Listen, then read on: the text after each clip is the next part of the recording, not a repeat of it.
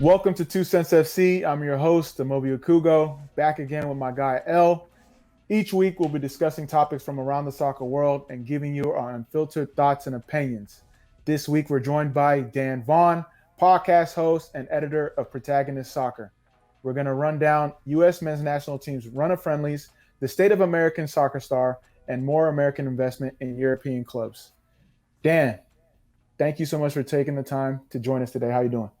Moby, thanks for having me. Appreciate it. Thanks for the invite. I'm looking forward to talking about soccer and whatever comes up. I have a feeling that at some point we'll be talking about Christian Pulisic. I'm looking forward to that conversation.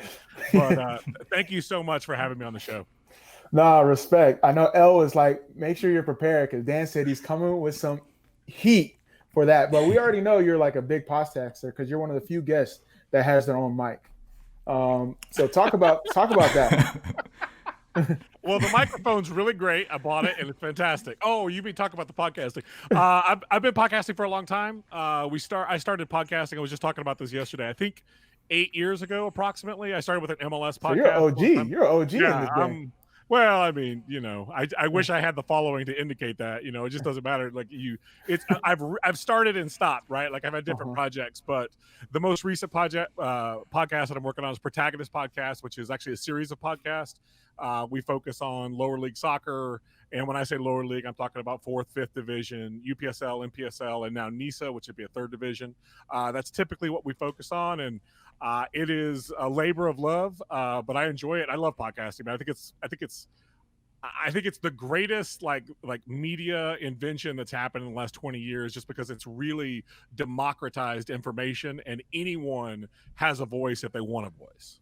No, exactly. And, you talked about starting your podcast 8 years ago. But a question we ask every guest that comes on, when did you fall in love in soccer?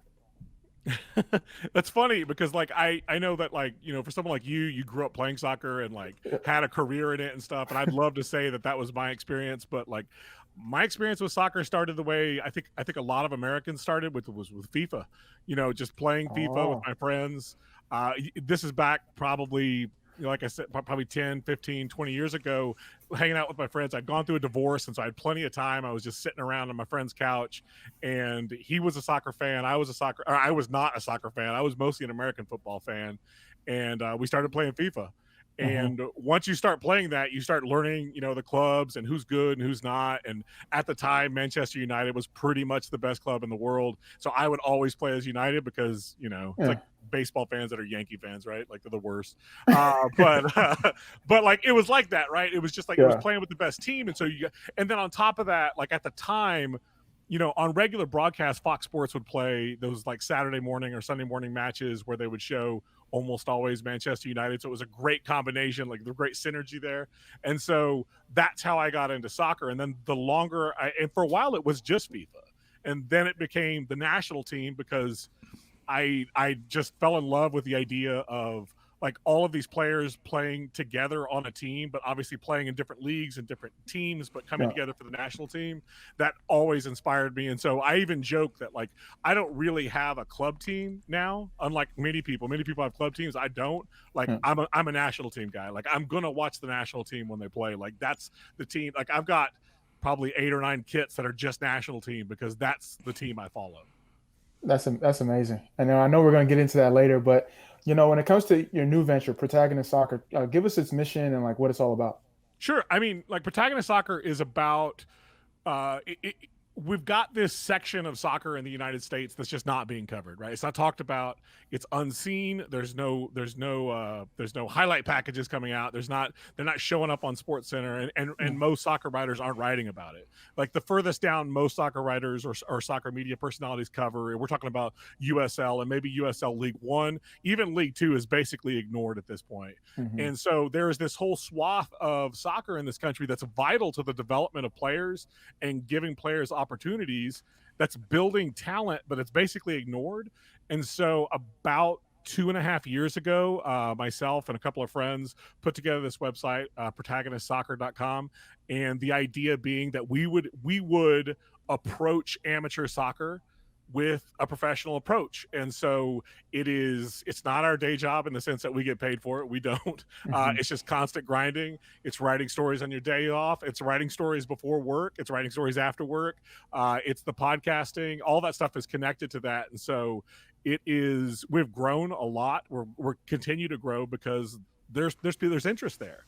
People want to know about this, and the players that are playing within these grassroots and amateur teams almost always end up, eventually the talented ones move up, and so then it becomes, who is that next talent? I mean, I remember, I think just it was maybe a year ago, whenever Florida Soccer Soldiers were playing through the U.S. Open Cup and beat a couple of USL sides, and there was like one of their players ended up getting signed because of that. Like, that's because of exposure. That's because that talent was there. Exactly. People just hadn't identified it yet. And so, like, what we do is try to write about the game, the stories, the players, the coaches, the teams. There's this whole, I mean, I don't even, like, for people that don't know, like, when you dig deep, there are hundreds of teams that you've never heard of, crests, kits, like, stories, players, like, they're all over the United States, and Protagonist Soccer focuses on that on a daily basis. So it's an exciting project for me, and it's something, like I said, that I've really invested a ton of time in, and so I do love it. It could be a kind of a pain on holidays. I joke with my wife, this year before the pandemic got really bad, we had gone on a trip to Europe, and we were in France, and I was getting up in the morning and getting on my computer and posting stuff to Protagonist Soccer. She's like, "Hey, you're supposed to be on vacation."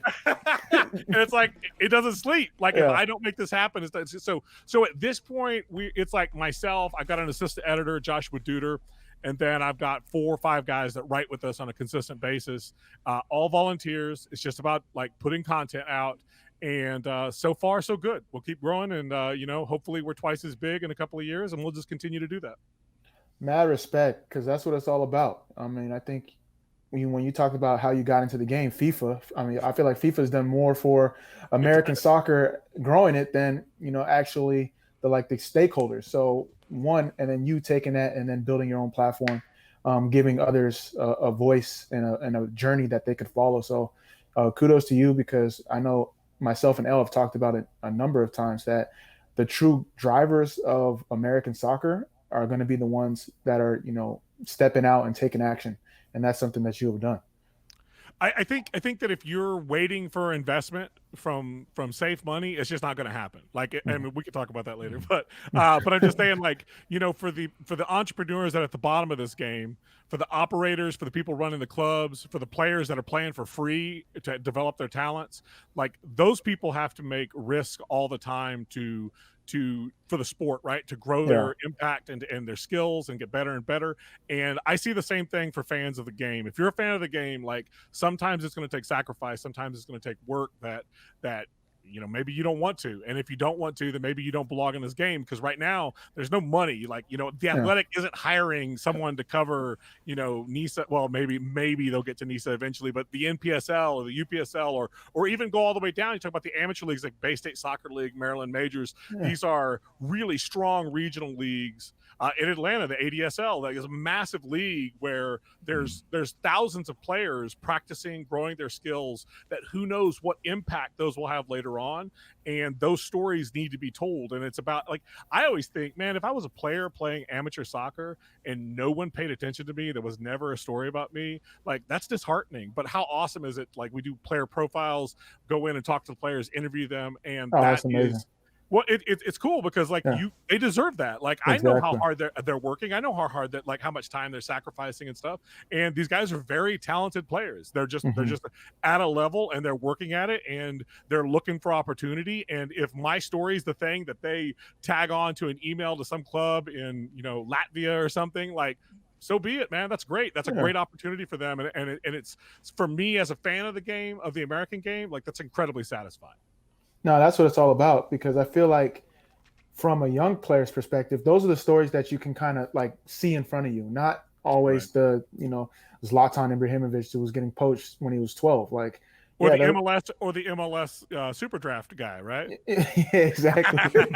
So it's like there's so many different pathways, but if we're only covering, like, the top half, then it kind of gets disheartening, not only for the player trying to make it out or You, the young player trying to find like a journey Moby, to I would follow. not. I would not even say it's the top half. We're talking about like the top 10% or top 20% Yeah, of soccer.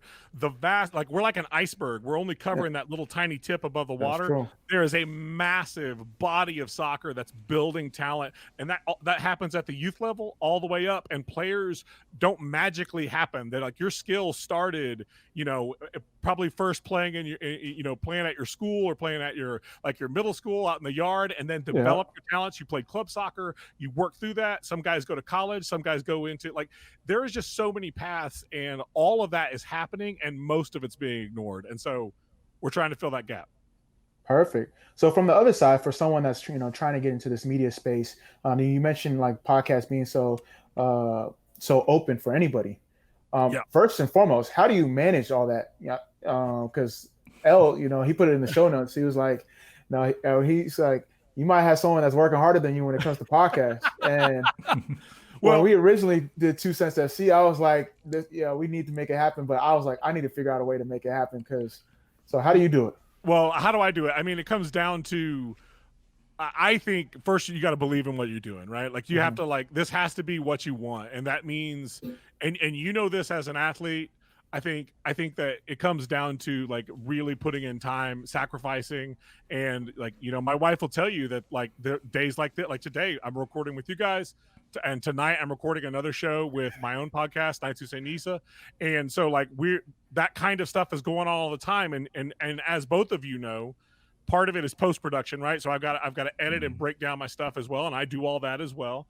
And then part of it is the booking and the working with your guests as you go Mm-hmm. along. So that's happening as well. And other shows have that's three different people, right? The Yeah. host, the editor, and the guy who's doing the booking. That's three different people on a radio show. Not so much in podcasting, right? It's all Yeah. you get a really big hat.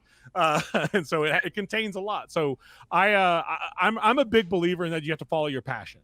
Mm-hmm. And I as a young man, coming out of college, like I love the idea of writing. Like I wanted to be a writer.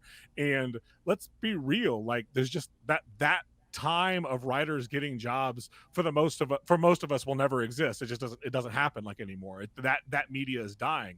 And so the internet has kind of broken that kind of a job. And so the people that do this are the passionate ones who really want to make something happen. And so, the website is one part. And so for me, my general goals are to have a piece of content Monday through Friday on my website. If there's breaking news, I tend to cover that.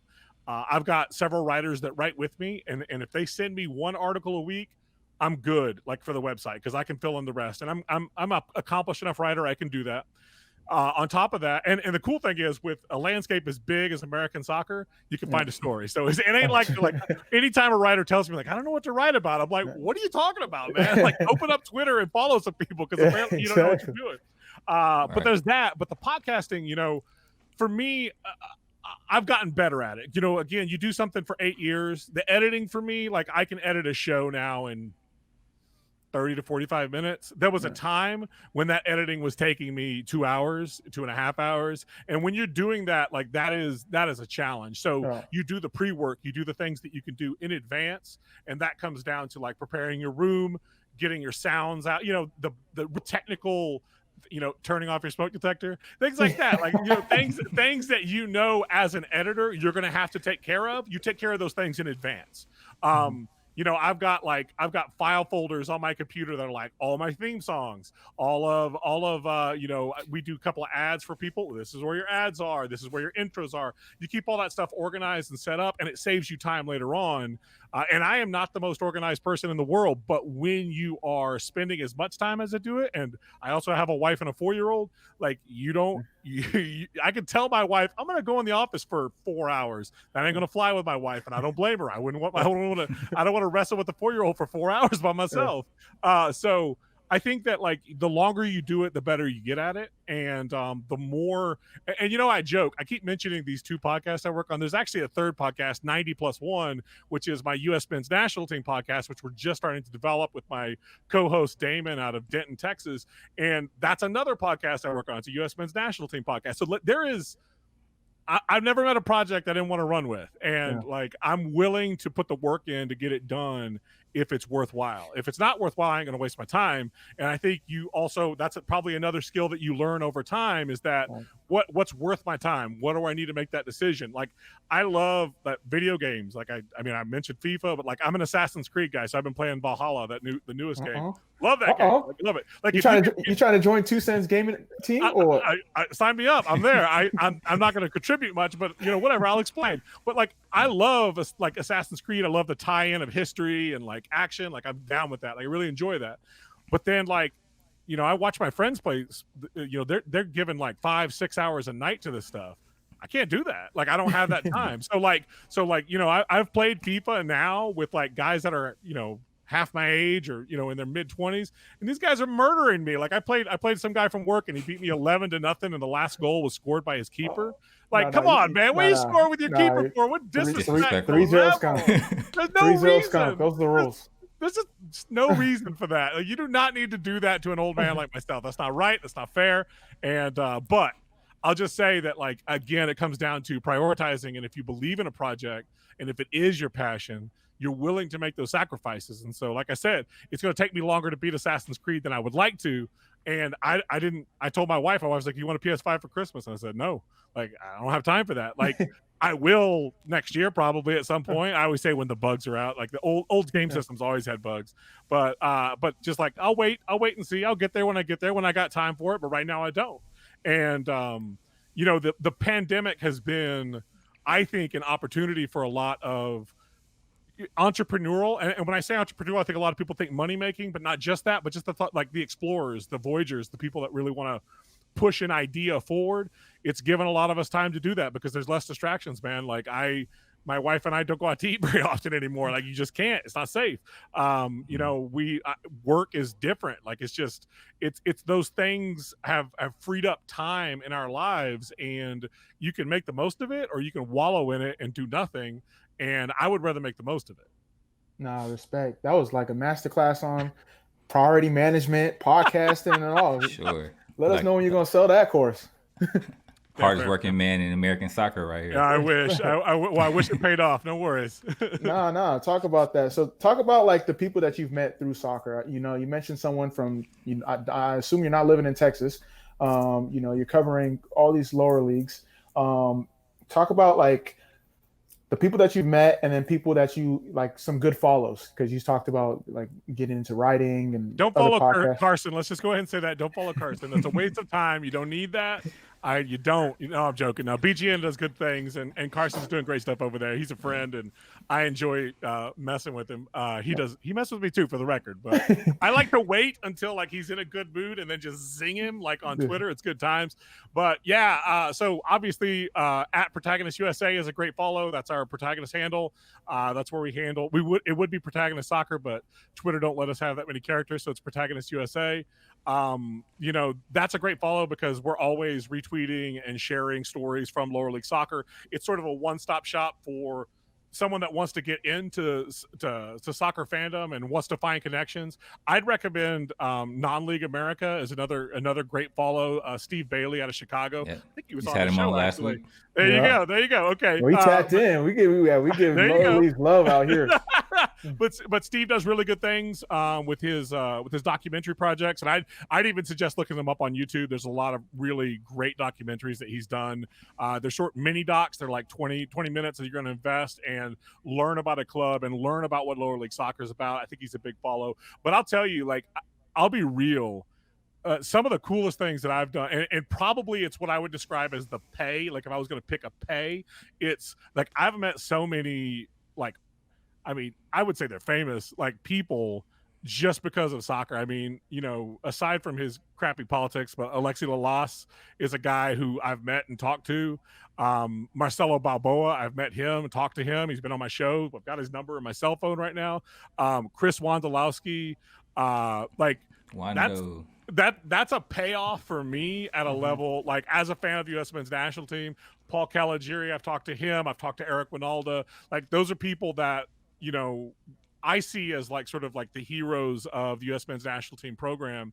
and being able to talk to them and having them connected. I'll tell you the funniest story. Like I love this story, and it's terrible, but so I was interviewing Chris Wondolowski, and for one, I don't know if you've ever talked to Chris Wondolowski, but his energy is like through the roof. Like he's like he talks like 1,000 words a minute, and like he's not wasting time.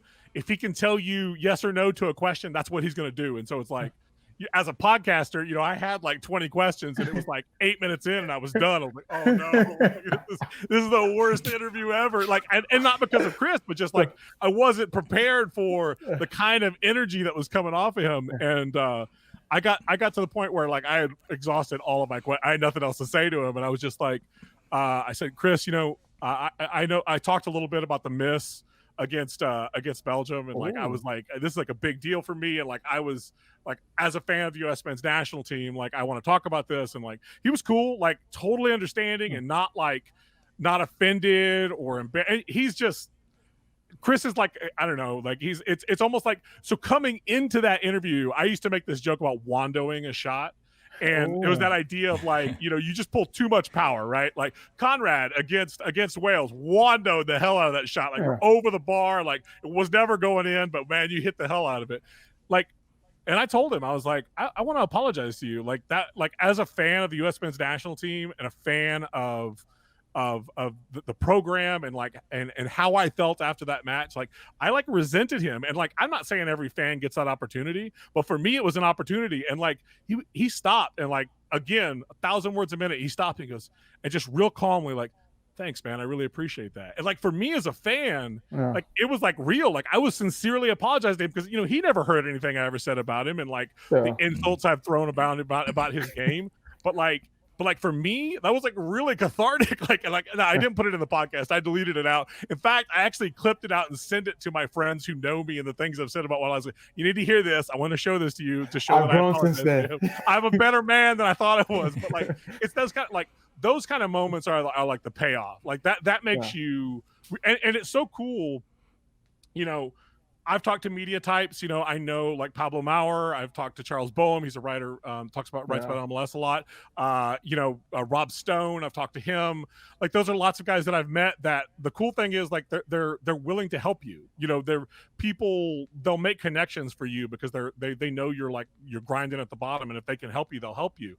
And those kind of connections, those kinds of conversations are the things that for me as a soccer fan pay me for the time that I put into this, because you end up talking to heroes, man. You end up talking to, and like the fame, it is what it is. Like, I mean, I think about like Freddie Adu, right? Like we'll talk about him in a minute, but like his fame isn't because he was a great soccer player. He was a great soccer player as a kid, but like his fame is now because like basically he was a big flop.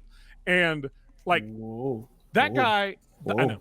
Let's not go there. We can talk about that. Oh, but like, okay, I'll be fair. His fame is that he didn't live up to the potential that people saw. Flop is a hard word. And you're right. It's fair. But what I will say about him, that guy played professional soccer and has played it his entire life. You know who hasn't played professional soccer my entire life? Me. Like, I haven't played professional soccer my entire life. I don't have the ability. I don't have the level of sacrifice, the skill. And so for me, like when people, like, you know, again, as a fan, you internalize it and you're like, oh, he's a flop. That is an easy thing to throw around, but that's that man's life. And like, he deserves respect. Like, he's not some 11-year-old now. Now he's like, you know, in his 30s. And like, that dude played his entire life and deserves some respect. Not because he ended up being the greatest U.S. men's national team player of all time, but because he played soccer for his entire life and it has been successful enough that he's made a living. Dude bought a house for his mom. You know who hasn't bought a house for his mom? I have not bought a house for my mom. I mean, not because I got the money and I'm just choosing not to, but just because I have it. I don't have it. I don't have the money. And so like should be more respect in the way that we talk about those kinds of players. And so meeting people like that, that's the best, man. That is the best. Like I look back at some of those conversations like, man, it's pretty awesome. That person's phone number is in my cell phone. That's pretty rad. Nah, respect. We can see it. Like you light up when you tell that. So respect. I know you got to say something. That's actually a really good segue. Let's stay on the Freddie Adu topic, right? So, you know, the legend of Freddie Adu has grown over. It's known over the years in soccer circles, and it's actually, you know, kind of resurfaced now. He signed to like a Swedish club recently, Yeah, he's something like playing in that. Sweden right now, like a lower Yeah, division.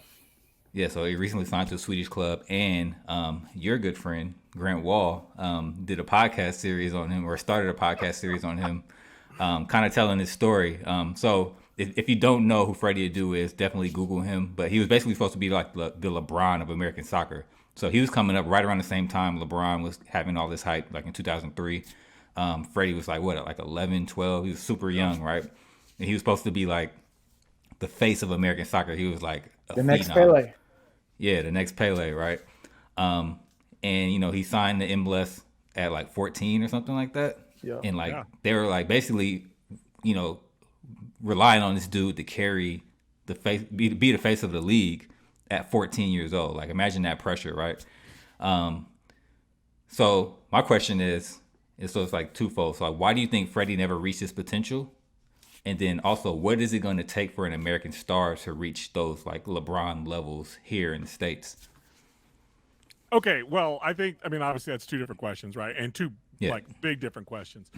I think like, and I'll tell you, like, Amobi might be better even to answer this question as an athlete, a guy that's played. Like, he probably has a better perspective on this than like some guy that played FIFA on his couch, right? Like, I wouldn't even begin to imagine the pressures that like a professional athlete playing in MLS or any other professional league feels on a daily basis. But I think that when you look at just the history of every game, like we've had players that were supposed to be the next, fill in the blank. If it's Pele, everyone wants to be Pele, right? Like everyone wants to be Pele. No one's Pele. But everyone talks about it that way. But the reality is that like the work that it takes to be Pele is oftentimes more than players are capable of. And I think there's this combination of like, when you watch sports, there's that cliche of like, he wanted it more. Like no one wants it more. Everyone wants it the same. It's not like if I just want it, well, if I wanted it more, well, then put me out there. I'll play in the World Cup, right? But I don't, right? Because no matter how much you want it, there are limitations on ability and development. And when you talk about an 11-year-old kid, like the changes in your body you're going to go through from 11 to 20. And then after that, a lot of players, and again, as you get older, even the changes, you're going to go from 20 to 30 and then from 30 to 40. Like the body changes, and the players like Pele. I mean, we talk about Pele. Pele was scoring goals like in his 40s, right? Like this is a guy that just kind of played indefinitely. And that's part of like, we remember those World Cup days in the 60s and stuff, and the success that he had, prior to coming to the United States and playing in the NASL. But like Pele's career had effectively already kind of like it was coming to a close as far as like the super high level of play. But he still continued to play, still continued to build his legacy, still continued to do all of the things that made him the legend that he is now, and all of those things kind of play a role. Freddie was really great when he started. He had all of the potential to be that guy, but I mean, let's be honest. Like, look at Christian Pulisic, right? No, you know it's going to go there. I knew you were going to go there. No, I'm not letting you get away with that one. Like, no. Christian Pulisic is. Okay, fair enough. But what I'm saying is injuries play a part of that, right?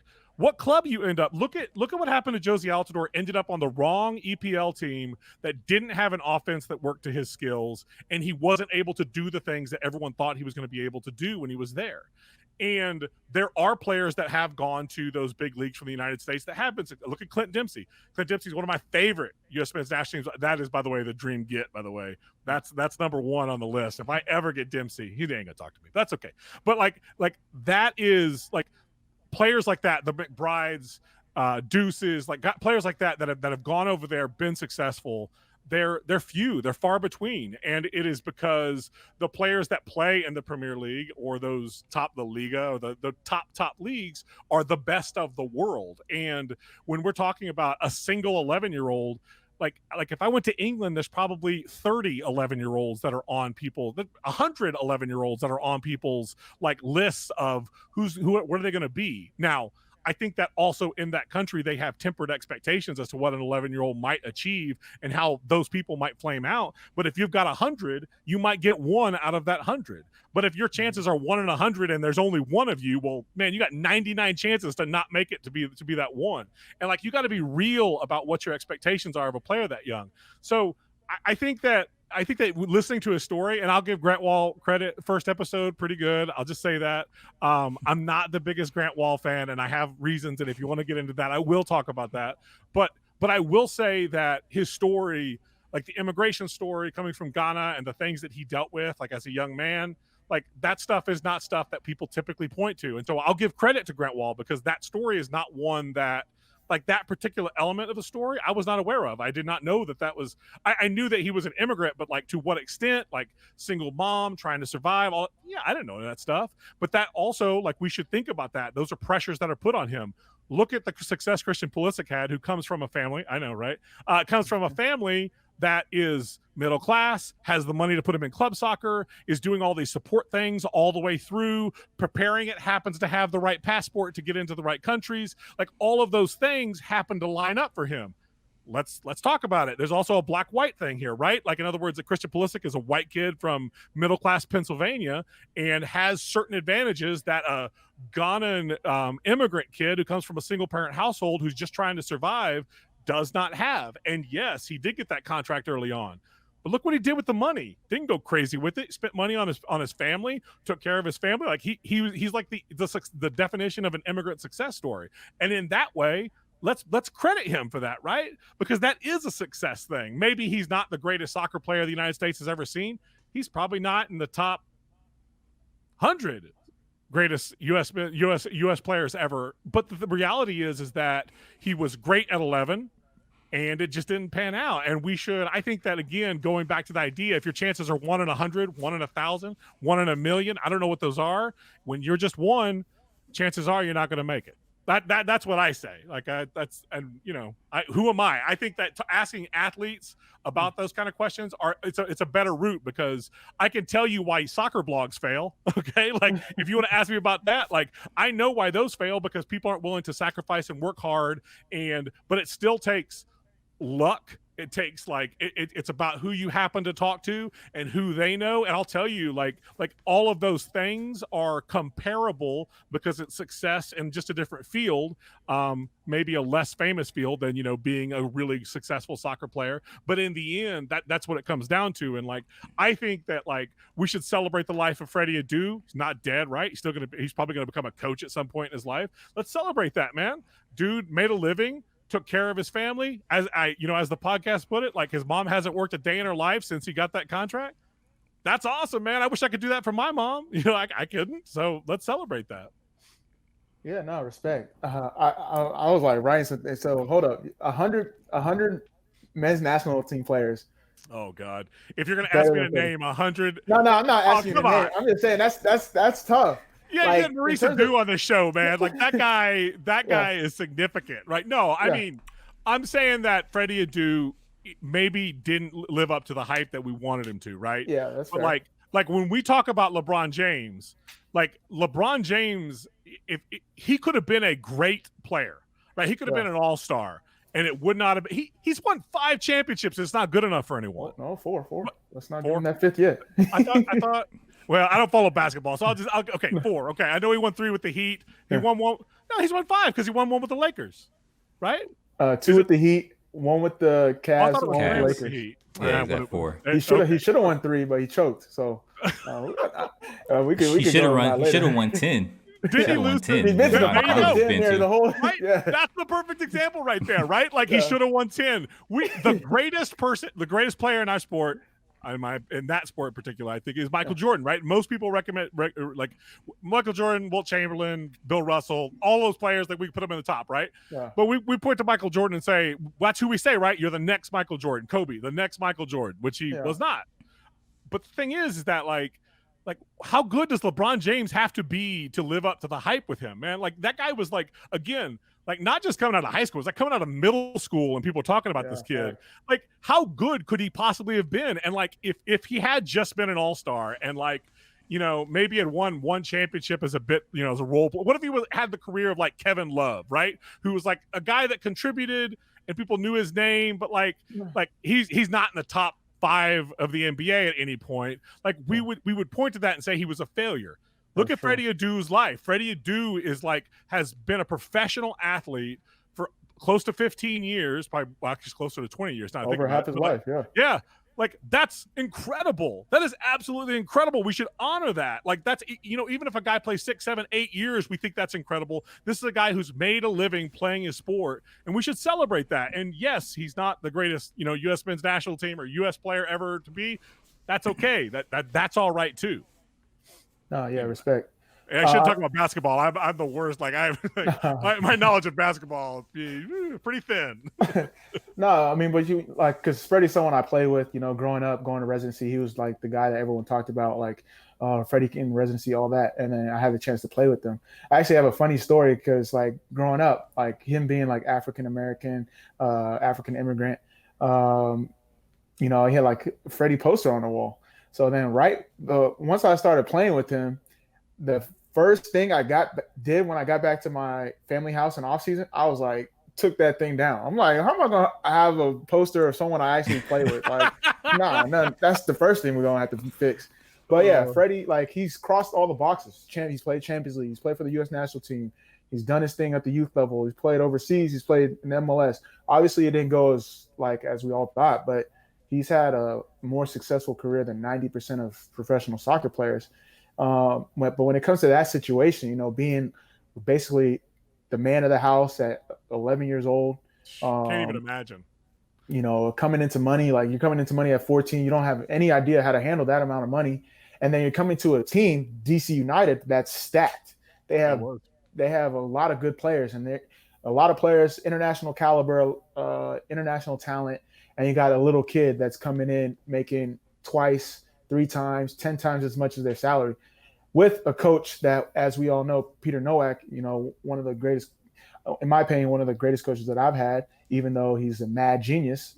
It's not the best situation for a 14-year-old to handle. So all those factors kind of didn't really help him, like, from the jump. But within that, he still blossomed. He still played. He still did well at the U20 level. Still did well at the Olympic level. But I feel like that initial foundation wasn't right. So when you compare him to, like, some of the guys coming up now, where it's Tyler Adams, all right, cool. We know he's good. We've known him. We known he was good since he was 12. We're gonna develop it. We're not just gonna have him play with the first team. We're gonna take him to our academy. Then we're gonna play him with the USL squad. Then we're gonna integrate him into the first team. And then once he shows out for the first team, we're gonna sell him. Pulisic, same thing.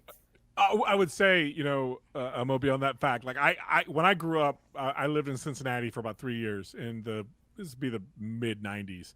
Yeah. And the Bengals suck. They have always sucked. Okay? I'm aware that they're called the Bungles there, right? Like, they suck, man. And this was the era of, like, Jeff Blake. It was after Boomer Esiason. Anyway, I don't need to get into 90s American football, right? But my point is that the thing is, they would always draft a player, and that guy was going to save the franchise. Yeah. And then, like, the Kajana Carter, the Big Daddy Dan Wilkinson, these are names that are, like, now we look back at those guys as like, oh, they're like the biggest bust. And like the Bengals have like the top 5 biggest bust. And it was because, like, you have to let players, like, you got to let them breathe. Like, let the talent breathe. Let them find their feet. And I'm so with you. Like, right, I feel like we're in a better place. Maybe we're not in the best place yet, but we're in a better place as a soccer community, is particularly within the National League system, where we're actually, like, sort of, the national team is allowing players to develop as they go. Yeah. And in some ways, I think that the benefit of the restrictions that the EU has as far as passports and stuff has actually benefited some players, because it holds them here until they're 18. And so it allows them, again, that level of, like you're not getting thrown on to the, the practice field with Messi, right? Like, in other words, and Tyler Adams, he played for, like, Red Bull too, right? Like, he was, like, taking his time, building his skills, like, working his way up, and then, like, he was. And so I feel like that's a better approach to talent, and it also doesn't put the weight of the world that you're the greatest, you're the next Pele. Like, no one needs to hear that ever in your life. Like, say it when I'm done, right? Like, that guy was the second coming of Pele. Like, that's what I want to hear. Not like, you are that, like, oh, well, crap, well, I guess I'm tied up for the next 20 years, Facts. It's because, like, with Freddie's situation, it's not only, like, he has to take care of his family. He has all this money. He's a young kid. He has all this money too. So he's going to, spend it on things that he needs. But then with that situation, they're blowing him up. It's like, you got and this is not like I know like as a source, but I do know like you got management telling the coach he needs to play. We are marketing him. He needs to play, even though you may have players that are already more advanced than him, developed than him, fit into the team better. But you got for commercials and things like that, and he has to do commercials on the side. He's doing interviews everywhere. Like my man's 14. Like you can't handle that. That's a mess. So yeah, That's it a was. mess. It's crazy. Yeah, you got the foundation wasn't there. So if anyone's to blame, I mean, obviously he could have done a lot better in terms of his like work habits and stuff like that as he got more developed and um, grew up. But when you start off a bad foundation, things aren't really meant to Sure. be built to last. So So, what's it going to take for an American star to reach these levels, reach these LeBron levels? Like, and we're talking not necessarily even globally, but like here domestically in the U.S. because we don't have a soccer star here that has that same type of LeBron, um, Tom Brady. You know what I'm saying? Like, in every sport has like their pinnacle player. Like, we don't have that here for American soccer. So, what are some things that what's it going to take for one of these new stars on the men's national team to kind of reach that level? Well, I think that like you've got a couple of things working against you, right? Which is the best soccer leagues are an ocean away, right? Like we yeah, know that. So like that's part of the problem. Americans love to have, like we call like the NFL, like if you win the NFL Super the Bowl, world you're the champion. world champion. Like what other Yeah. other country has an American football team, right? Like I guess baseball can kind of claim that because there are baseball teams in Japan and Korea, but like but again, the vast majority of the rest of the world doesn't have baseball. Basketball is up and coming. I'll say basketball is actually the closest outside of say maybe soccer. Hockey's pretty popular in most parts of the world too, but like you could say like there's a couple of sports that are worldwide, but in the end the pinnacle league, the league that you want to go to, is in the United States. And I think that that's part of the problem, right? I think that I'll tell you, just to go back into American soccer history, like there was a time, and before any of us were born, even me in my advanced age was not born, in like the 1920s, where American Soccer League, the American Soccer League was drawing more than like baseball teams were drawing. Like they were drawing like the Fall River Marksmen were playing in Tiverton, New Jersey, or Tiverton, Rhode Island, and they were drawing 15,000 fans, 20,000 fans to their matches. And like this is a time when Fenway Park, where the Boston Red Sox were playing at that time, they were drawing like 4,000 and 5,000. Like so, we're talking about like significantly dwarfed. And then there was this wave of anti-immigration that sort of happened in the late 20s, early 30s as the Great Depression kicked in, and there was just this movement away from anything that wasn't American, right? So baseball becomes well, this is an American sport. No one plays baseball anywhere else. And soccer is, it's that European sport. It's the one that the immigrants play. And so soccer at that point, again, at this time, American soccer teams were snatching players from like the Scottish leagues and the English leagues and bringing them over here because our league was the one people wanted to play for. Those leagues were filing complaints with FIFA because American soccer league teams like like Fall River, like like Bethlehem Steel, those teams were snatching talent that was world class, and they were complaining about it. They were filing complaints with FIFA. That got killed off, and we've seen each time a league has started to build traction, it's been killed off. The sport is fantastic, and certainly across the world, it is. I mean, don't get me wrong. Obviously, I love the sport. Obviously, y'all love the sport. We're talking about it, but like we know that it is not yet up to that standard, and even our own domestic league is outwatched on TV by the Liga MX. Like that's because like it's more popular among Mexican immigrants, going back to the idea of immigration, right? And so like all of those things hold back what you're talking about, right? That ability to sort of grow bigger than your own sport, be the face of a sport. And that's complicated when, like, I would even say, like, a player like Zlatan, or of course, I mean, you could point back to the original, right? The original Zlatan, David Beckham, when he came to LA Galaxy. Like, those players were big enough to sort of penetrate the American media bubble and sort of change narratives about soccer. And I mean, both of those players, I would say David Beckham to a lesser extent, just because I don't like David Beckham as much, but though he is a Manchester United guy, I'm torn. Okay, but I love Zlatan, right? But like Zlatan came over and delivered the highlights that were getting into Sports Center, right? People are like, oh my God, this is great, this is incredible. But the reality is that, yeah, you're right. American athletes don't have that kind of flash, don't have that kind of swagger yet. Like, I think that you need that player that you can hate Christian Pulisic, that's okay. But like a player playing in the best league, winning the championship, and like winning it in a way that he was significant to that. And soccer's complicated because there's 11 guys on the field at once, right? Like you don't, even if you're the best player, you can't do that without 10 other guys.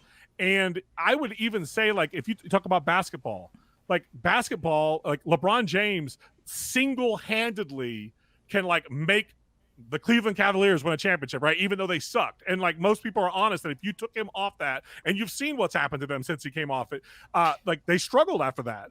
And I think that in some ways that's one of the things that holds this back, because I would even say in baseball, like even in baseball, you don't see like this single one player that everyone points to and goes, oh, well, that is the figurehead for this. I can look back in the past and like I think about like when I was a kid, like Ken Griffey Jr. was like the man. Like everyone thought he was like the coolest guy because he was this combination of like young, real swaggy, like had his hat on backwards, like you're like oh whoa, and then he's like hitting home runs and like just like he was everything that like every kid in like the 90s wanted to be. It was like, oh, I want to be Ken Griffey Jr.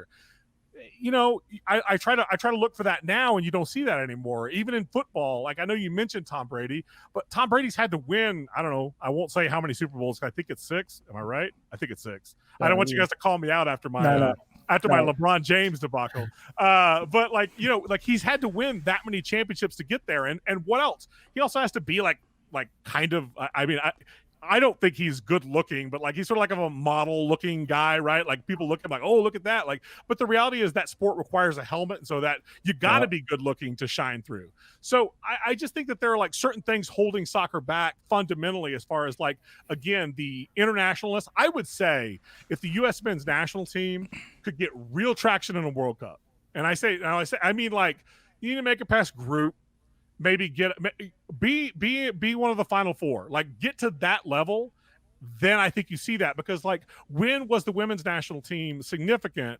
It was right after that World Cup win. It's been after every one of their World Cup wins. People start paying attention to them. They start making the rounds. You get on TV. Let's say Christian Pulisic gets this team through 2022 if his hamstrings hold together by duct tape and staple. But like he gets through 2022, we win. We get. I won't say win. Let's I won't be real. Like, but like let's say we're very competitive and he's scoring goals. And again, that's part of it. Like you got to score goals. No one cares if you're the greatest goalkeeper in the world. No one cares. Tim Howard got a lot of love after 2014. Yeah, among soccer fans, was he on Ellen, or was he on the morning shows, or was he on the late night shows? On a couple shows. I think maybe he was. But what my point is like we didn't like. It's always going to be about scores. We know that. That's the sexy position. That's the one people want to talk about. That's why Zlatan is a big name. That's why Ronaldo's a big name. Messi's a big name. They score goals. They look good while they do it, but they score goals. And I think that fundamentally it's going to take success in the biggest stage, which we can't do in MLS. So MLS is not the biggest stage for team soccer. So you got to do it in club soccer, and you've got to score goals doing it. And then I think you could start to see at least some shift in the media narrative. And that's the thing. The media narrative is tied up in money. Like we think like, oh, well, SportsCenter is going to cover whatever story it is. But like I say, SportsCenter is shaping the narrative. SportsCenter is deciding what sport you care about. They're deciding what they're leading with. They have relationships with Disney. They own rights to the NBA. They're going to connect to that. That's what you're going to see whenever they come on TV. Why? Because that's free promotion. NFL, they're showing games. Why wouldn't they be pushing that? That's a narrative they want to push. Like, so let's be real that like it is, when it comes down to penetrating like the greater media narrative, not like these podcasts or these web shows, like yeah, we're important. I think I'm very important. I think you guys are very important. But like the reality is that like penetrating outside of that requires like superhuman effort, especially when you got money stacked against you. When the commercials aren't coming your way yet, like you just kind of have to work your butt off, and it goes back to that grinding, right? Like as soccer players, they're going to have to do. Like, I bet Christian Pulisic is more famous in England than he is in the United States right now. It's Oh, possible. yeah. I would agree with you. I think, like you said, I think the only way, like the soccer American star becomes like that guy, you have to do good in the World Cup. So minimum semis, um, or even like Olympics. You got to do something on the global stage, and then from I don't there, the Olympic. I mean, I don't. I'm not. It's your opinion. I'm not saying you're wrong. I think you're wrong. The Olympics, like, who cares about Olympic soccer? Really? Like, who cares about that? Like, we send like a young team. It's never our best players because even if you're age eligible, we're not sending them because we could send our best players to the Olympics. We really don't care. Like, it comes down to the World Cup. Like, the World Cup is what matters. In my opinion. no, you need something on the global stage, and even outside of that, you need like that guy. He needs to be like a bad boy, like a pretty boy, or like he got to be dating like a model. And He that's got to not be political. dating like a superstar. He got to be in the scene somehow. Like, so when he's in the off season, he got to be courtside at the games. You need someone like that, and we Weston. don't have that yet. I think it's Weston, like he got that swag, yeah, Weston. and like when he plays, like he's like a dog, so people will respect that. Similar to I like just think how he probably plays the wrong position. Like, you need that all the things that what we're position he's describing. supposed to play? I'm saying he needs to be a forward, right? He needs to be scoring goals. Oh, okay. He's going to score some goals. Like, he's going to score some goals Okay, from yeah, fair midfield. enough. But he's not going to get enough touches Yeah. in the box to actually, as you know, because I think you're right. Yeah. He's He got makes those those late things that runs. you're talking about, and he's dating a pretty good looking woman too. Oh, I didn't even know that. But he's making those Follow late him on runs in the Instagram. box, and then like he's similar to like a Jermaine Jones, but like how Jermaine Jones blew up in 2014. I've But said that over and over again. That guy is the rebirth of Jermaine Jones, yeah, man. Oh, I love him. I yeah. mean, JJ So was scary, but he was also really good. But he was always JJ's always that guy. Like, when you watch Jermaine Jones, he was either going to score the winning goal or he was going to get the red give a card red that put card. you in the hole. Like, there was one or the other. But you Exactly. loved him because like he was him. That's who he Yeah. was. But, So yeah. that's how it's gonna be. Like that's the only way. Other You than get me that, talking about the national team, I'll go crazy, man. I respect love is that. good. That's all love. It's all love. But yeah, that's the only way. Like you need like world stage. This is a criteria. World stage. Like you got to be like in the scene, like dating, and like as bad as it is, you got to be in the tabloids, and then you got to be like connected to like the other athletes. So like whether it's like the commercials or courtside at a game, like stuff like that. Other than that, good luck.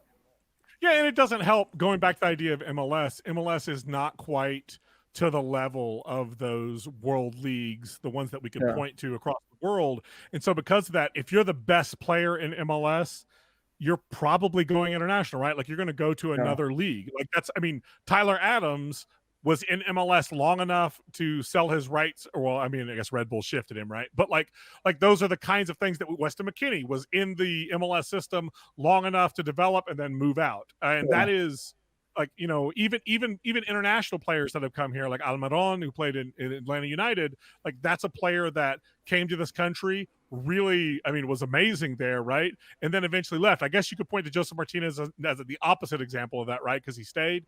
But it comes down to, like, the MLS is seen as a transition league. It's a league where you can like show your wares and then move on to a league with more prestige. And like, let's be fair, MLS is 25 years old, and there are certain aspects of MLS that are holding it back, which as a lower league soccer fan, I'd say promotion relegation is part of it. But I would say is that like there are certain things holding it back from being as successful as these other leagues. Does it grow out of that and change? I hope so. But like I'll tell you, like, you know, all joking aside, I don't think we should have a draft. That's ridiculous. Like, no other soccer league has a draft. Like, like even the idea of like areas that where you're limited to who you can sign. What are you talking about? Territory rights. If you're willing to, you should reward clubs who are developing talent and working their ass off. Can you imagine if Dallas wasn't tied to that crap and could just get out there? Because Dallas finds talent all the time, right? They can't win anything on the field, but like they always find talent. Like if you let them hunt, they will eat. Like they will find the players. And like instead, like we have these archaic like stupid rules that came out of like, the mid 90s that we just like should be gone, and that's holding MLS back in my opinion. They'll be gone soon enough. I think you got some guys out there in the MLS offices that are, doing a lot of good things. So you got more hope than I do. Yeah, I'm gonna agree though. I think, for lack of a better term, we don't have a player that, walks around grabbing their nuts. You know what I mean? Yeah. We don't have a guy who's like the women's team. They have players who grab their nuts. Yeah, they do. You have Rapinoe. Her swagger on the field is unquestionable. You know what I'm saying? Like, she's scoring goals, she's swagging on you, she's posing on you. You know what I'm saying? Like styling on you, everything, right? And then you even have Alex Morgan, like at the World Cup, hitting you with the pinky against England. You know what I'm saying? Like, we don't have that kind of like aggressiveness, on the men's side, who can like really catapult them to like that stardom level. Like, and that's what's going to get you the endorsement deals. Like that type of personality on the field will get you the Nike looks. It'll get you the Gatorade commercial. It'll get you the other stuff, which will help raise your profile. Think about Jordan. Like, Jordan was not the first player to dunk, right?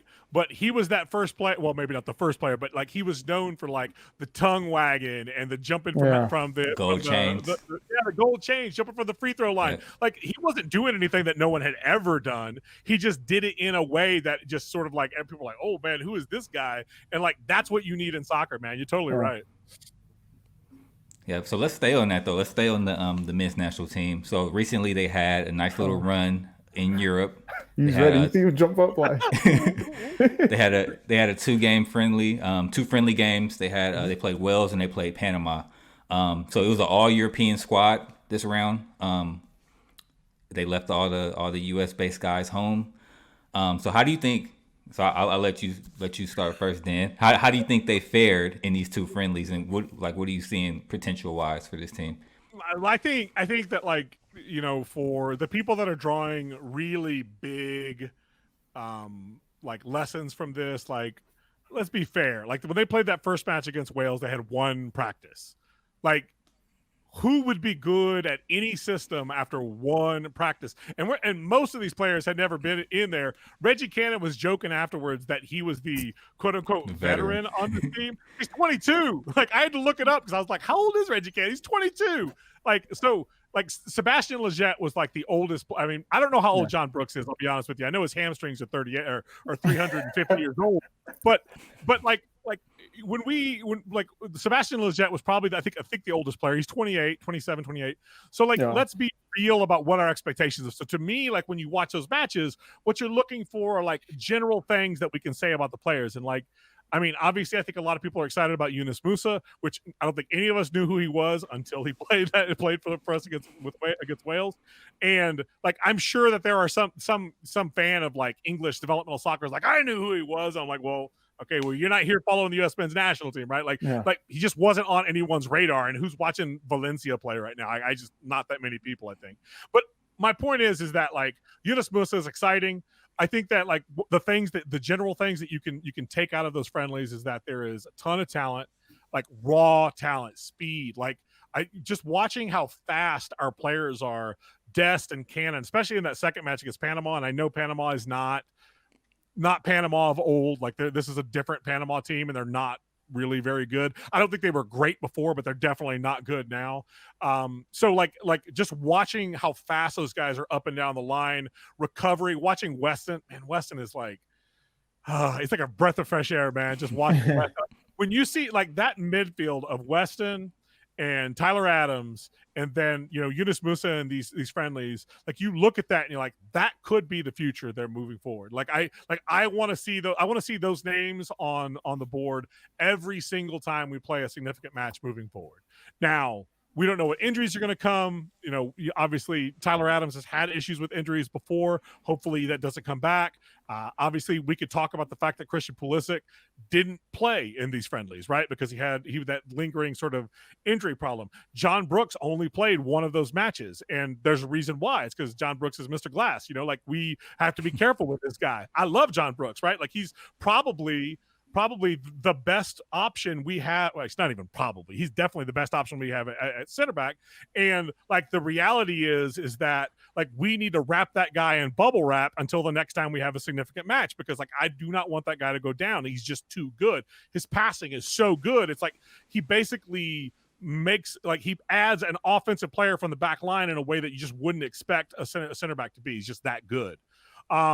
I worry a little bit about Stefan, just a little bit, like, and not because I don't think he's talented. I think he is. But this is a team that did have, the last time we had a player that you could just write his name in was Tim Howard, right? And Tim Howard was always starting in the Premier League when he played there. And is a player that, delivered on big stages and big games. He was always there and he's standing on his head. And like, you never worried about Tim Howard in the back line. Like he was there, and not only there like in his own play, but also in the way that he directed the defenders in front of him and the way that he operated. He was a leader on the team. And like, I don't know, like I don't feel that way about Stefan right now. He's a backup. Now you could say, well, yeah, he's a backup at one of the top 10 clubs in the world at Man City. Okay, that's significant. But like, my question is that like, what happens? So he's basically at this point, so he is a backup, right? So he's not seeing match day action. Like, when does that become an issue? Is it become an issue at the end of this next season? Is it become an issue? Like how far are we going to go when it's okay for a backup to be in that position? Because he's just not going to see the action. Now, I guess you could say there's going to be lots of national team games coming up. So we'll just get him into every single one, and that'll be the action that he sees, and hope that the talent stays and carries him through. Okay, fair enough.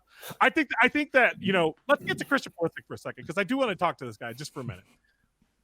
Like, to say that guy is not like a talent at a level we've never seen in the United States is like, it's foolish. Like you're pouting, man. Like I don't mean like disrespect to Carson or anyone else that wants to agree with him. I know you guys are just being nice, and I know you know better, but like this guy, like he is when he's healthy, and you could point to that, and if you want to talk about that, we can. But when he's healthy, he is starting for Chelsea, which is a top 4 club in the English Premier League. So that means it makes them a Champions League club. And if you're in the Champions League, you're clearly like one of the top clubs in the world. And Chelsea has a history of being a top club in the world. And he's starting, and not just starting, he's significant to the level of play. He produces goals. He produces assists. He is playing at a level that we just have never seen a U.S. player play. You could point to Clint Dempsey, and I love Clint Dempsey, so you could point to him, and I'd be pretty much okay with that. Deuce is awesome, but like the reality is that Deuce was playing for Fulham. Like, okay, well, he's playing for Fulham. Like Christian Pulisic is playing for Chelsea. Like, this is not insignificant. And like guys that play this down, I also want to. This is this tiny axe I've been grinding just in the background. Like, I am okay with, if you want to point to the problems in this country, I am 100% okay with that, right? Like, we should be honest about the United States and the massive inequalities in this country, if it's racial, if it's economic, if it's gender-based, if it's, homophobic, like you nail those things because you're right. Like, this country has a problem. Like big problems. And the worst part is that there's apparently half the country that doesn't want to admit those problems exist, which is even like kind of more disturbing at a basic level, right? So you can't even see this. Like, someone's dying of a gunshot wound. Like, you need to admit there's a gunshot wound before we can move on. Like, that's the first thing you got to make a step on. But I would say this, that doesn't make me not proud to be an American. Like, I am not proud of our government. I am not proud of who our president is. I'm not proud of our current politics or even our foreign policy, our history of racism in this country, our history of misogyny, homophobia. I'm not proud of any of those things. But this is still my country. And I'm going to celebrate that. And like, I honor it because I love the national team. The national team is awesome because it is this diverse group of men and women, depending on who you're watching. And we are starting to see, like if you want to talk about more equality, it is we're seeing more Black players actually getting active roles. We're seeing more Hispanic players, Latino, Latinx players that have not had opportunities in the past are starting to get roles here. We should celebrate that because in the end, like, they represent our country. They represent the good parts of our country, right? Like, we should tie into that. We should celebrate that aspect. But I think there are people who look at this country and like can't disconnect, and Lord knows, easy for me to say, right? I'm not saying it like it's easy to do, but they can't disconnect all of the crappy parts about this country, which are, you have to face every single day. I'm with you, and you should be fighting against these on an everyday basis. But we can also celebrate when something is good in this country, and like the talent level on the U.S. men's national team is at a level that we've just never seen. And so I think there is this automatic backlash against the United States, and we take it out on the national team. But dude, look at what the U.S. women's national team is. It's this example of like strong, empowered women. Most of them are gay, by the way. So lesbians that are out there representing this country, absolute badasses that are owning people. And what do? They score too many goals. That's what we're doing. We're tearing that down because they score too many goals. And so half this country. That. Oh, you don't remember that? When they scored like 13 goals. Oh, when they played Thailand? Yeah. The World Cup. You know what? You're in the competition. You don't like it? Okay. Well, there's a goal differential now. Was the goal differential ever going to be? Probably not. But my point is that like we should celebrate when we're great. And I think that going back to that, I heard those same voices celebrating the U.S. women's national team, and I'm for that because those people are role models, and we should celebrate them, especially when you see the level of activism out of these women. Like they stand up and speak their minds in a way that like, boy, could we use some athletes to do more of that? Like, and, you know, I think of LeBron James standing up and he says one or two things and people freak out and want to like crucify this guy.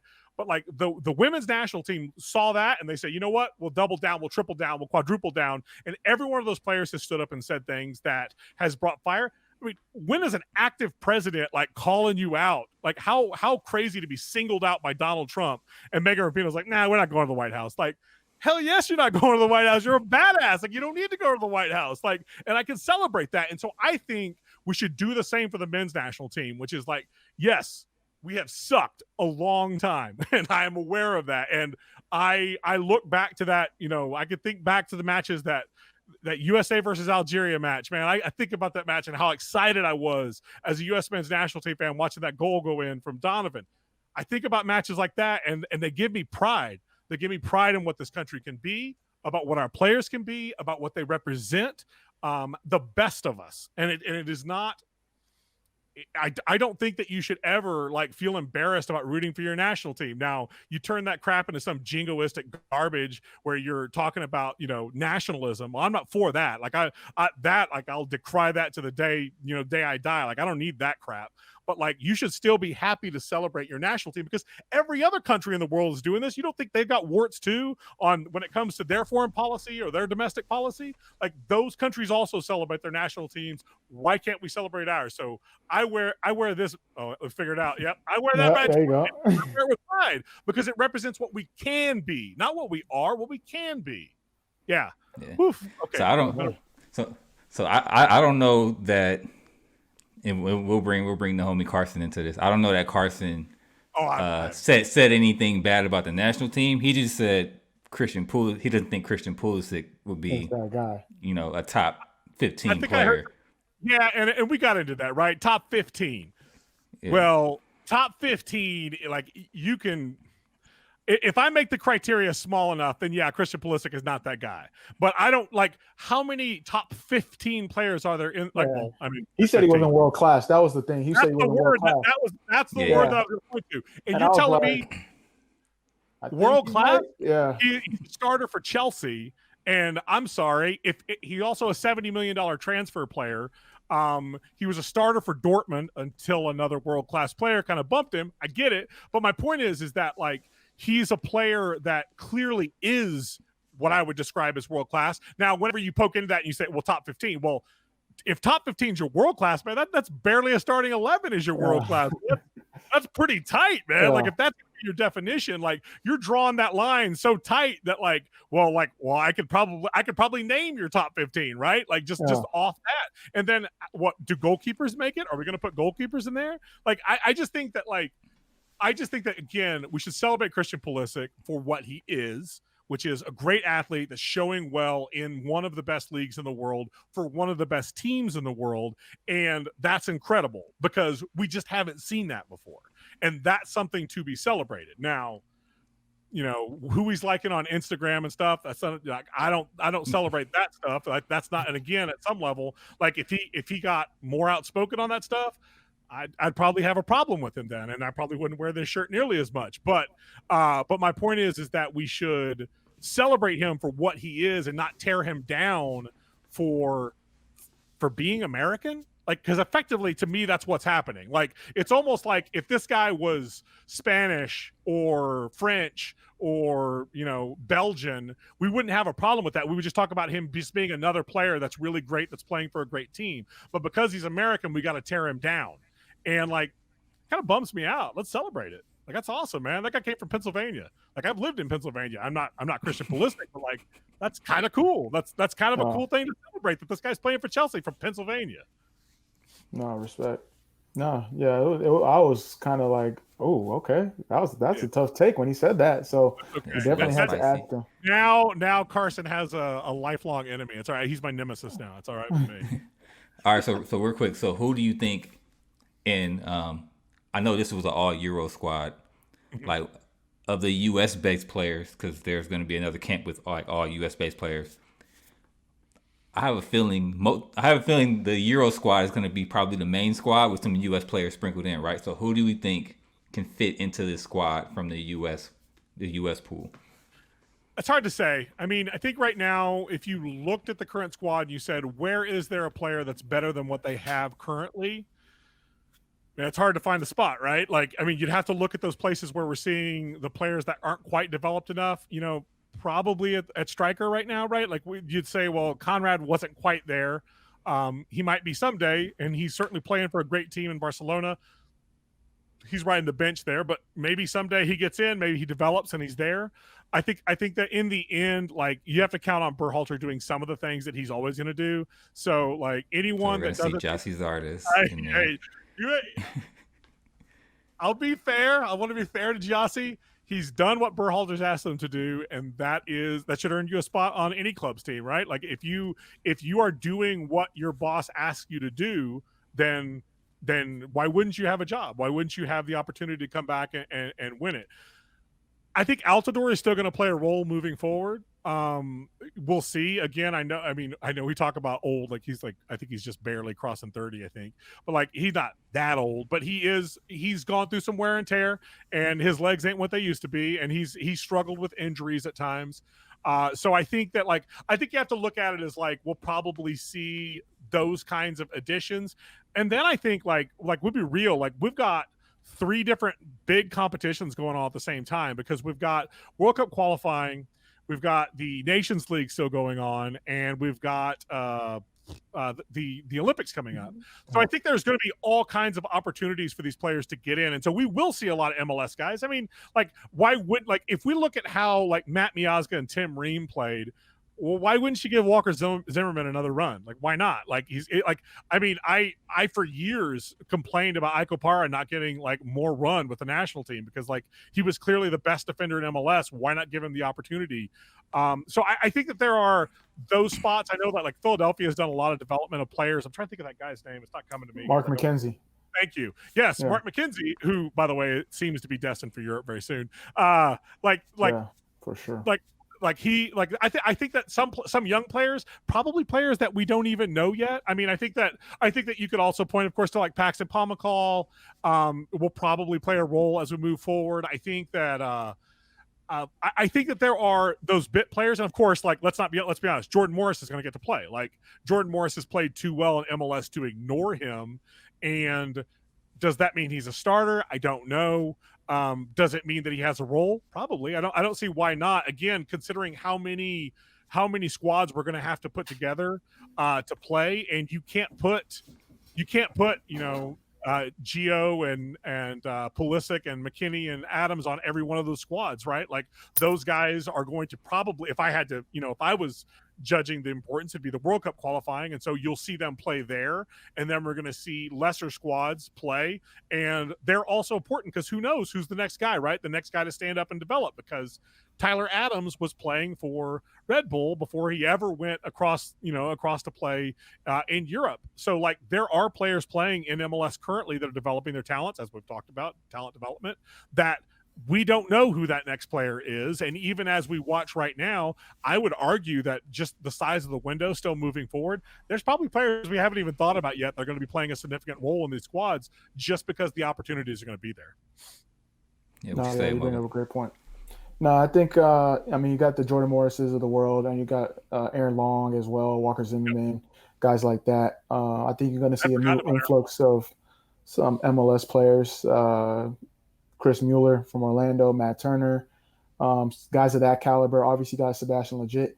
You always need some MLS core guys to be within the squad just to help, with that transition when the World Cup qualifying. What we're not talking about is that right now the games are with no fans, but when the fans come back and you're playing against Panama away, Guatemala away, El Salvador away, it's different than playing in Dortmund or playing in Barca or playing in England. So with MLS, you have those guys that can speak to that. And as clumsy as Giassi is, he still scores goals.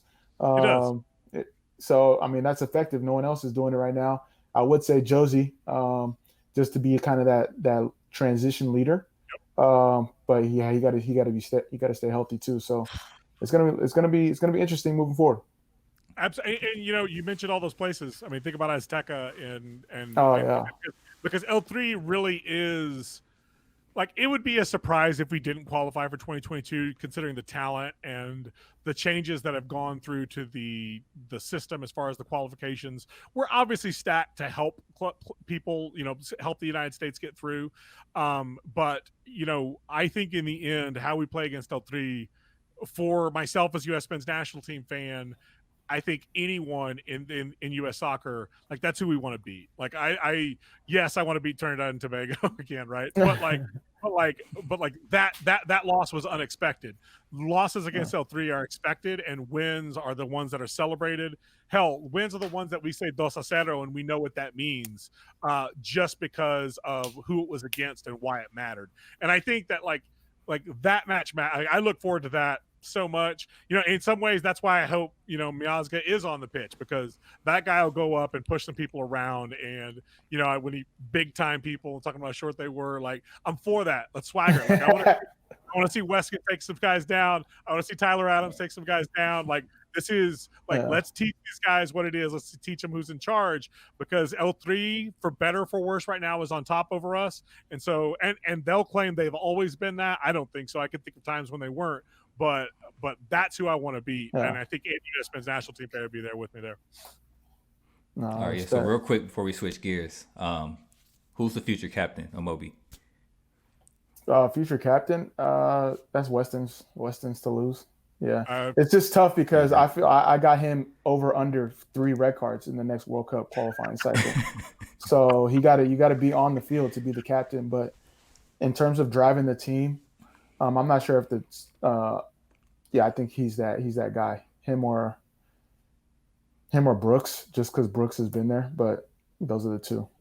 I could not agree more with you, Moby. Like that is my pick, and it's if you listen to other podcasts that I've done about the U.S. men's national team just in the last couple of days, same thing. It's exactly what I said. Weston McKennie, I think you staple that armband to him. That's it. He's the captain. Like there is something about his energy and his drive, his communication, his ability, and desire, and also his way to mix it up. Like he's going to get in people's faces, and that includes our own players, right? Like calling Yeah, out lack of effort. Like you need both of those. You need the guy that's going to go up and like really tell someone, from the other team, how much they suck. And I want someone to tell someone, our own players, that they suck too, because it exactly. comes down to that. It's about accountability and like inspiration. Weston is, I love the kid, man. I love him. I love him so much, man. Yeah, He makes me excited to be a U.S. men's national team fan. That's whose number I need to have on. That's going to be the next kid I buy. Okay, I'm done. My wife's going to be thrilled about that. respect.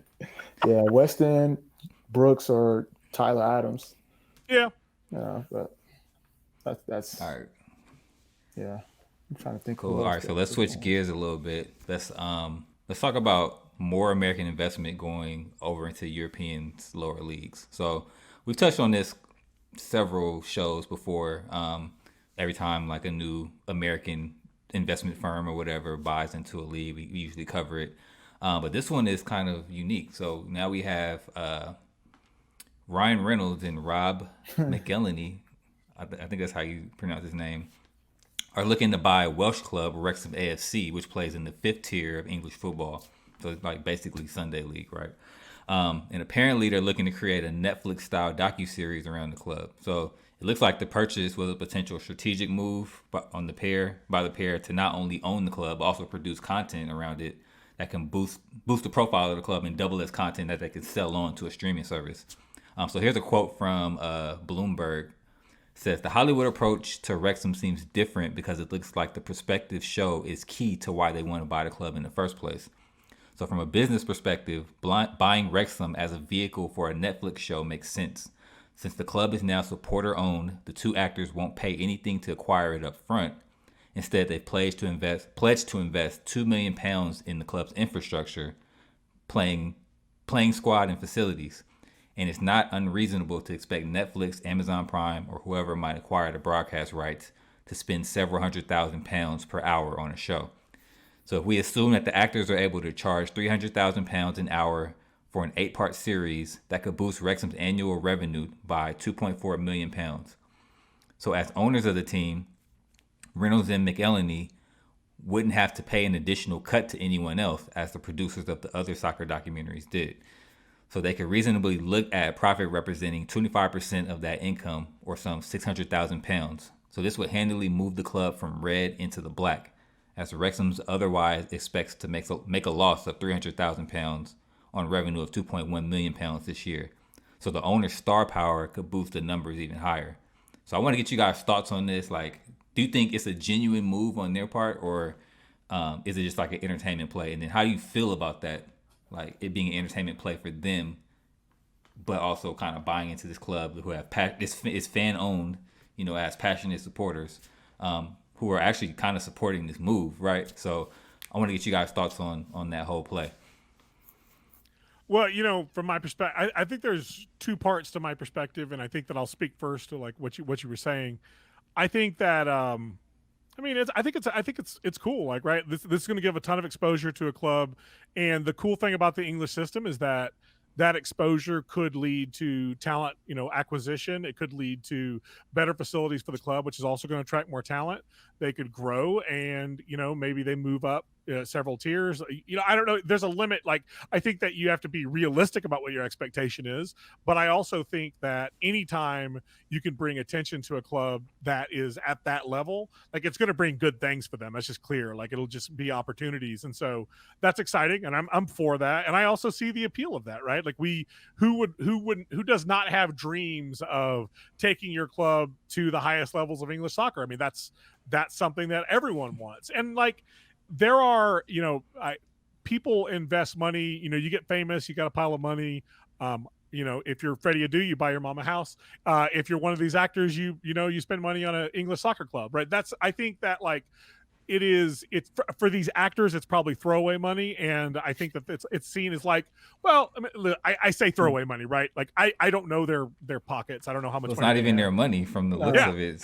Right, exactly. So they're not even losing anything here. It's like it's like this is an opportunity to like get involved in something and then grow it and make some money off of it. Now, I'd like to speak to the broader aspect of this in the American system, but I want Moby to get a chance to respond, because I'll talk for 16 hours and then I feel like a jerk because like I'm like, oh no, you're good. Not giving you time to respond. No, like, from it being like a genuine move, I think everything is a business. I think they've found a way to kind of circumvent the regular process of getting into a team. Right. If they are really genuine, it's like, yo, we want to come in, document the whole thing, and like how we brought a team from the 5th division all the way up, then I'm all for it, especially if the supporters are around it. But if they're trying to just like make a come up and like just be there to be there, almost like what's that new soccer show on Apple TV that everyone keeps talking about? Like Ted Lasso. Yeah, Ted Lasso, like something like that. Then nah, but I think Ted Lasso in real life. Yeah, exactly. But I think they're doing it the right way. I think they know what they're doing, and I think we're definitely going to see that team like at least move up a couple leagues within the next 3-4 years. I think. Right. Because the difference at that level, like that little bit of investment or interest could be enough to throw you up into that next rung. Now, how far that gets you, I mean, we'll see. I mean, it's hard to know. One thing's that, particularly probably because of what Protagonist covers and the level of soccer that I deal with on a regular basis, was there was this immediate and I mean, you could probably check my Twitter for some of that, but like reaction about this to say like, why don't we see more people investing in the American system? And I think that, you know, I have my perspective on that, and I think that it comes down to that the level of investment required to get into the pro game is so high that, again, most people don't have that, right? We're talking about the hundreds of millions of dollars. Like, even if you did have that, you probably don't want to put it on a soccer team, right? But on the other side of that, like at the lower levels, at the levels, let's say that we're talking about with Wexham, like there's no chance of ever moving up. Like there's no chance. And like I'm not trying to derail this conversation into a pro rel conversation. I'd be happy to because I love it. But I also want to be careful because you know, I am a guest here, so I want to be polite. But like it comes down to like that is a thing that any investor looking at clubs would say, I don't know if I want to drop a big investment here, even if it's time and energy, maybe not just money, but like maybe I don't want to drop that here because there's really no chance of me getting a return on it. Now, I push back on that a little bit because we've got some up and coming pro league in NISA right now, and if you're not following NISA, you're missing out. It is one of the most exciting leagues in the country, and it is popping up all over the place. It is. I mean, it's where Detroit City is right now. Everyone knows who Detroit City is. Like, that is probably the biggest name.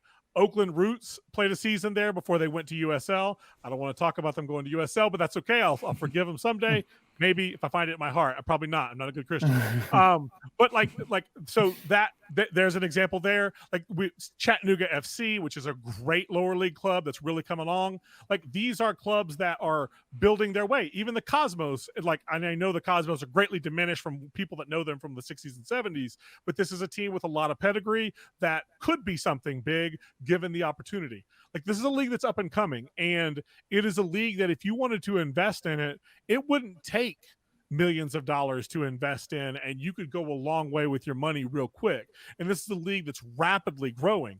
So when people talk about, well, yeah, but they're not going to make their money back. Yeah, well, they don't have to invest nearly as much money as it would take to purchase a club at a level that's a lot higher than this. So we're talking about, like, you could probably invest a couple $100,000 and have a very successful club that is going to play a role in the third division of American soccer, and we don't know what the future holds. That particular league is already starting to build NISA Nation under it, which is going to be what appears to be some sort of promotion relegation going on. We're still learning about that. And then they're working with affiliate leagues underneath that to create feeder leagues into that league. That is effectively a functioning pyramid. It's in its embryonic stage. It's very early on.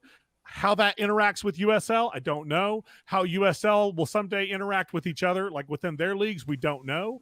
But I think there is great potential that if you come in now and really sink your teeth into this, build a community-based, fan-connected club in a way, and I'll give credit to Oakland Roots, but we can go back again to those other clubs that are still in NISA when we talk about clubs like Detroit City, which have built partnerships with their fans to a level where the club is effectively known for its fans. If you did that right now, I don't know what the future holds for soccer in the United States, but if you wanted to bet on something, I would bet that you could see changes in the future that we don't know or can't imagine yet. I mean, why couldn't we start seeing I've always argued for those people to get into pro rel, just for a second, but I've always argued, like, those people that are arguing that the federation should install promotion relegation, it's just not going to happen. And if you're waiting on that, like, MLS is in, and I'm not like, I wouldn't describe myself as anti-MLS. I'm more sort of like with MLS. But like, if MLS it doesn't want that, it's just never going to happen. MLS got too much money, and they're sitting at the top right now. And if you're an owner, why the hell would you want promotion relegation if you're in MLS? And so, like, I could hope and pray for it, but like, I also know that, to me, hope and prayers don't go that far, but a lot of hard work can get you somewhere. And so I say, if you want promotion relegation, then you start it, and the teams have already started this. If you look at the Cosmopolitan League in New York, if you look at Bay State Soccer League in Massachusetts, if you look at Maryland Majors in the Maryland DC metro area, those are three, and there's plenty more leagues that are already starting at a city level to start promotion relegation. Bay State runs 4 deep in their league. Cosmopolitan, I think, runs 3 or 4 deep right now. We're seeing these leagues, and Cosmopolitan's been around since like the 1920s. Like, they've been around forever. That have done promotion relegation, have continued to do that. What's already there, let's just keep building layers, moving up, and eventually MLS goes, wow, that's really exciting. That is bringing a lot of people to come see what you're doing there. Yeah. Maybe we should start talking about talks. And do I expect them to do it willingly and quickly? I do not. I do not. Money moves slow. Like, money don't take orders from nobody. And especially when you're an NFL owner, especially, which a lot of these guys that are owning the old school MLS clubs are NFL owners. They're used to getting their way and telling you what to do. That's not how soccer typically works, but like, it's how it works in the United States. And so I would argue, like, there's place for investment in the system. Like, you just got to find it and put your money where it is. That's a great point. And I think there is actually ways to make money in the lower league if they do it right. I'm under the impression. Exactly. I think in order to, like, ruffle MLS feathers, like, if you're like a lower league team, if you win the Open Cup, I think that's what gets people like, oh, because MLS wants to, like, market that. But if they can't market the full amount of teams and they're like a lower league teams in that, I think that's when the ball starts to roll. People ask questions like, how come this team, like, how come, things like that. So, when we start to look into lower league as a viable investment, we're gonna run up the bag, try to get a team that's gonna do it right and make some noise.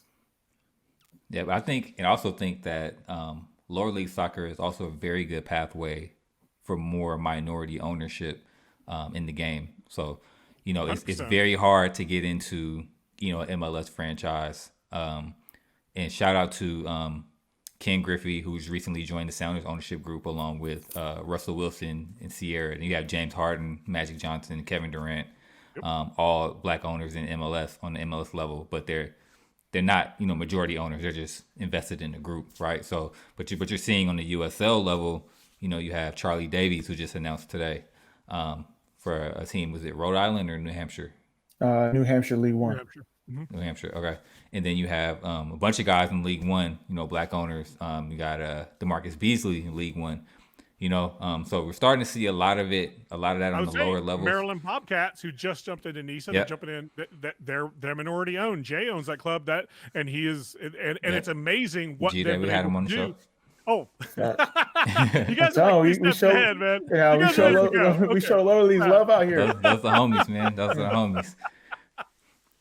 Yeah, man. And then 2Cents FC will probably be a club at some point. Like we figuring it out, but I feel like it's inevitable. It's on the horizon with the vision we have for 2Cents Sports in general. I feel like that's just a natural next step. Absolutely. So love to see it.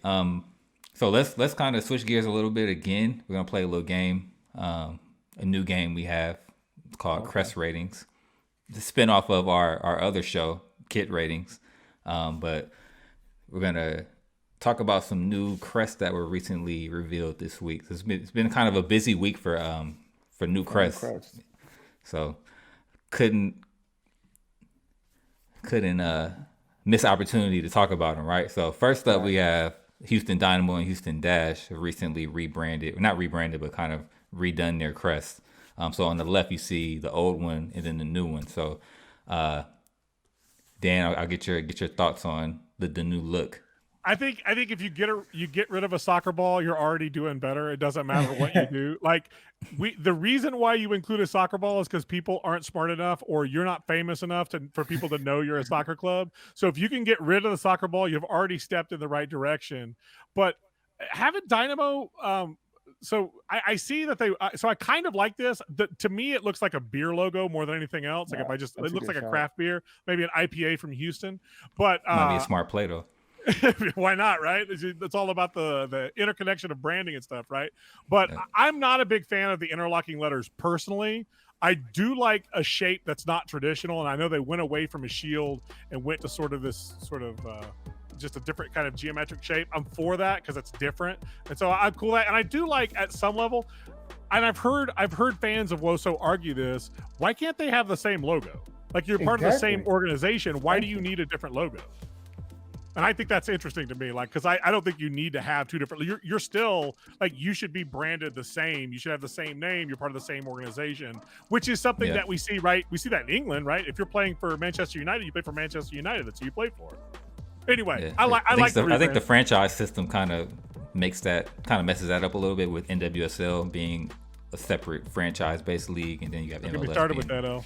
Get started on it. Oh, and let's back up really quick. I forgot to introduce our rating system. So here on the show, we have a rating system. Okay. Fire, mid, trash. So we'll be rating these logos these crests based on that system. So Dan, you've kind of given your thoughts on it, but I think this is give us fire. your rating. I'd say it's fire. I think it's good. Fire, huh? I think it's good. I'm going mid. I like the dash one a little bit more, but yeah, I'm going mid. All right, I'll say mid. Borderline fire is like a fire that was just put out. I like the deviation. I like that it's not traditional, and I actually like the interlocking letters. Oh. I think that'll look dope on a hat. So like from a branding perspective, and kind of like a thinking about merch, thinking about like cross branding deals. Like you mentioned, it looks like kind of like a craft beer logo, like cross branding and stuff like that. I feel like it bodes well for that kind of lane. I'm just happy the soccer balls are gone. That's a big plus. You was not rocking with the soccer balls. You should never do that ever. Yeah, I'm interested to see what their kits look like next year, if they can create some They had really they had a dope good kits look to last go with. season. I like that. Yeah. I like the look, or this season, I guess. That was pretty good. Yeah, so if they can do well with the kits, I think it'll take it over the edge. But I'll give it a mid. So next up we have Louisville City. So on the left we have their current crest, and then the one they attempted to rebrand earlier this year to major backlash, and then we have the new crest that was done by Matt Wolf. And I like Matt Wolf. I feel real bad here because I love Matt. I think he does good work, but I don't know, man. This doesn't do anything for me. Like, what's new about this from the original? What, you got rid of that weird circle? I don't like it. I think it's trash. It's not creative. What are the clove things? What are those supposed to be? Oh, the fleur-de-lis. I lis. think it has to do with the city flag, right, or something like that. Yeah. So is there a specific like reason why it's 3? I mean, maybe it's French. I mean, it has to do with like French culture and stuff, right? Is Louisville along the Mississippi? I think it is. Okay, so I think it's part of like that Louisiana Purchase. So like all of those cities kind of have, like St. Louis has them, Louisville has them, Okay. New Orleans has them, obviously. Yeah. So I think it's related to like the French's past ownership of that land. Okay. It's all right. I mean, it's better than the previous ones. I got to give it mid. Yeah, and I feel bad too. Dan, Matt Wolf, Matt. he's the go-to guy in the game, but nah, it's all right. I'm kind of tired. It's just boring. Yeah, I'm not say rocking mid. a shirt of that. Yeah, I say mid as well. I know they wanted to tie it in with the Racing Louisville logo, so kind of unifying those two brands a little bit more as well. But yeah, I agree. It's clean, it works, but it's not compelling. It's just a nice solid soccer logo. I mean, I think it's cleaner, but to me, it's like I'm glad your underwear don't stink, but you got streaks in them still. It's still ugly. So like, I think it's a little better, but it ain't there. Like, I think this should have gone back and like done this one more time. I think he could have done a better job. And like I said, Matt does great work, and I am not. I mean, I know I'm trashing his work here, but like, I also know he's working for somebody whenever he does his job. So, what people want is what you give them. For sure. All right. Yeah. I've interviewed Matt, by the way. I should say. Yeah, I rock with this one. Last but not least, we have the newcomer to the soccer world, Appalachian FC. They just released their logo and everything, I think yesterday, right? Yep. So they'll be starting next year. This is how you make a name for yourself. Right. So they're based out of Boone, North Carolina, so Appalachian Mountain Country. What'd you say, Dan? Well, this is near and dear to my heart, man. They're playing the NPSL, so I cover this league. So I better be nice and careful what I say here. Here's what I will say about so if I saw this logo or this crest in England, I'd be like, this is trash. However, it is so American, right? That's the beauty of this thing. Like it embraces American and like it is like it's a representation of like American soccer culture, which is like the best clubs are the quirky clubs, and they have these things about them that are just like sort of tie them locally. Like you're telling me you're not going to sell 100 shirts with that logo on it? Like people will buy this. And I say 100, that's a lot for a lower league club. So yeah, I'm saying that. So thousands of these shirts and hats. They sold out. Like I'd wear that on a hat. Like I'd wear that in a hat in a heartbeat, right? Like that's a good looking logo. I love the use of yellow and black. I've always felt good about that when it comes down to, when I think about like Columbus, I've always liked Columbus's logos in MLS. But like I think it's solid. I will say I'm not big on mascots, but I like mascots that are connected to clubs, but not the name of the clubs, right? So if you call this like Sasquatch FC, I'm not supporting Sasquatch FC, but this is Appalachian FC. So you can have like this, which is kind of cartoony. In a couple of years, you could do a rebrand where it's much cleaner. It's got mountains in it. And it's Appalachian Football Club. Like there's a lot of ways you can go with this in from a marketing perspective, but you've also tied, and I don't know if you saw the release of this logo, but they had like a guy dressed up like a Sasquatch, right? Yeah, it's pretty good. Pretty good. I like that. What'd you think of it, Amobi? No, I like it a lot. I think there's a good way to like come out the gates strong. I like the potential for cross branding with that logo. Like you said, like you'd walk it on a hat. I feel like you can like connect with like the local beer companies or something like that. Yep. That's a beer logo. That'd be on a beer bottle in a heartbeat. Yeah. I feel like people Bigfoot that IPA. I feel like people It has to exist. I feel like people that may not be into soccer but are from that region, they definitely rock with it. So I think they did a great job. So what are you guys' ratings? It's fire. Sorry. It's fire. It's fire. Okay. Fire. Yeah, I'm gonna give it a fire too. Like I think it's super dope. I like the tie-in to like the Appalachian Mountains and like the whole Bigfoot, mythology that's tied into that area. So I think it works really, really well. Having the mascot, I think is tight. It works well. I like crests that aren't just like circles or like a shield. Like it's still different. It has that oval. Like that's another reason why I like New Amsterdam's logo or their crest, because it's like a nice oval shape. It's different. So I really like that as well. On that idea, man, I definitely want to respond to that, L, that there is the kit game, the crest game, like potential like marketing in lower league soccer is alive and well. Like it is exploding. You will find some of the most creative kits.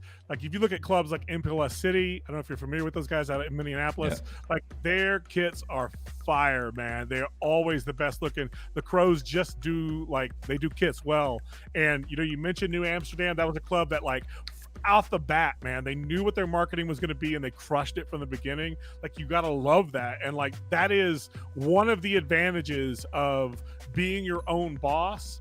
And that's the difference between, we talked about that franchise model in MLS and the way MLS does these like sort of single unit sales with like Adidas. And so like everything is very parsed. It's very careful. There's nothing like incredibly exciting or like they shoot for that middle ground. They want like, remember when all those white shirts came out was that 2 years ago? I think so bad. But like it comes down to like the creativity of lower league soccer is that you get things like Appalachian Football Club, which like really embraces the local area, ties to it, and can really let themselves go because they don't have a league executive leaning over their back saying like, hey, that doesn't fit in with the rest of the league, man. No, that's a great point. Sure. And like we had Kristen talk about that. You talked about it earlier, just embracing being American within your logo and marketing. I think that's really important. So great points that you made.